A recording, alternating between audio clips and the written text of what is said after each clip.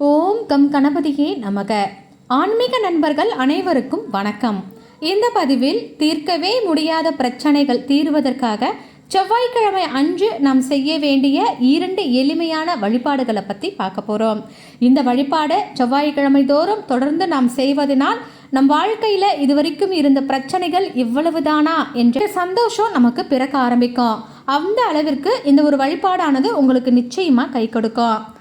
என்னால் எந்த ஒரு பிரச்சனையிலிருந்தும் மீண்டு வருவதற்கு உண்டான வழி எனக்கு கிடைக்கவே இல்லை.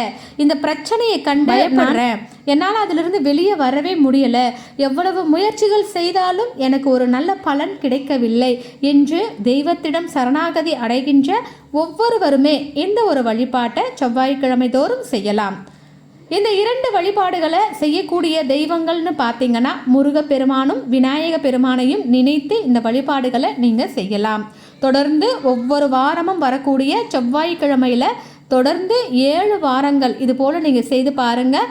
நிச்சயமாக இதுவரைக்கும் நாம் அனுபவித்த பிரச்சனைகள் நமக்கு ஒரு பெரிய அளவு பிரச்சனையே கிடையாது என்று சொல்வதற்கு ஏற்ப உங்கள் பிரச்சனைகள் சீக்கிரமாகவே தீர்ந்துவிடும்.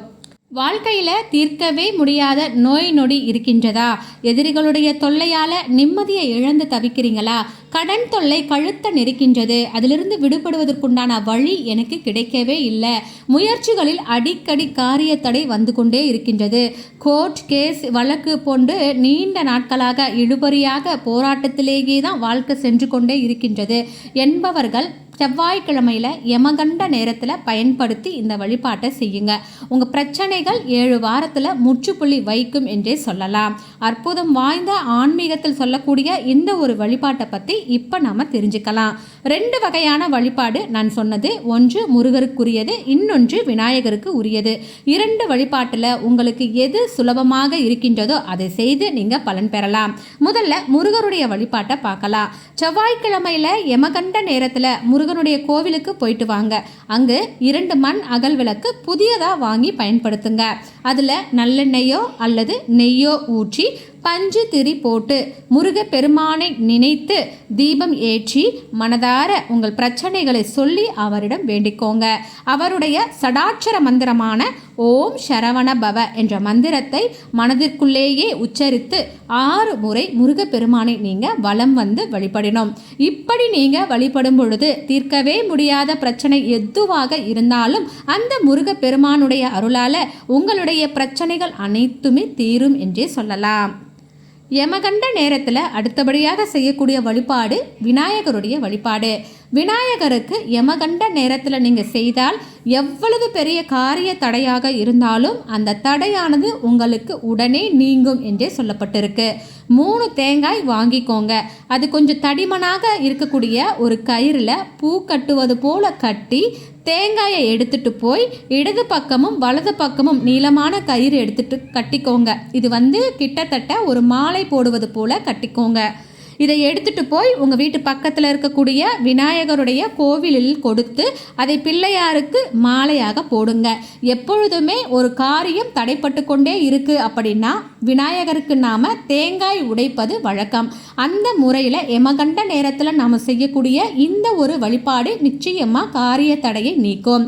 நிறைய முறை ஒரு விஷயத்திற்காக நீங்கள் முயற்சி செய்து கொண்டே இருப்பீங்க. அதாவது புதியதாக வேலை முயற்சி ஈடுபடுவீங்க, இல்லை ஒரு திருமணத்திற்காக பல முறை வரன் பார்த்து கொண்டே இருப்பீங்க, இல்லை கவர்மெண்ட் உத்தியோகம் கிடைக்க வேண்டும் என்று நீங்கள் பல தடவை எக்ஸாம் எழுதி அதில் உங்களுக்கு ஏற்ற மதிப்பெண் வராமல் இருக்கும். இது போல தடை வந்து கொண்டே இருப்பவர்கள், தொடர்ந்து தோல்வியை மட்டுமே பார்த்துக்கிட்டு இருக்கிறவங்க இந்த தேங்காய் வழிபாடு செய்வது நல்லது.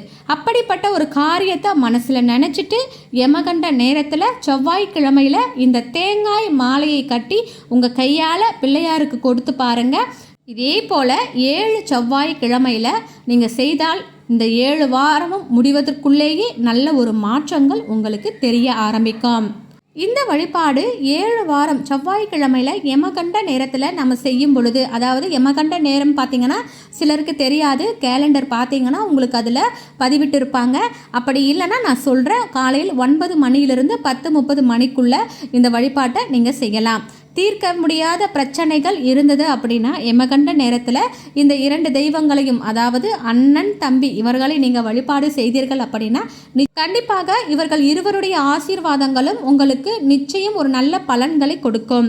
கண்டிப்பாக நம்பிக்கையோட இந்த வழிபாட்டை செய்து பாருங்கள். கைமேல் உங்களால் பலனை பார்க்க முடியும். இந்த பதிவு உங்களுக்கு பயனுள்ளதாக இருந்ததுன்னா உற்றார் உறவினர்களுக்கு ஷேர் பண்ணிவிடுங்க. அது மட்டும் இல்லாமல் நம்ம சேனலையும் சப்ஸ்கிரைப் பண்ணிவிட்டு பக்கத்தில் இருக்கக்கூடிய பெல் பட்டனையும் கிளிக் பண்ணி வச்சுக்கோங்க. மீண்டும் அடுத்த ஒரு நல்ல பதிவில் சந்திக்கலாம். அது வரைக்கும் நன்றி. வாழ்க வளமுடன்.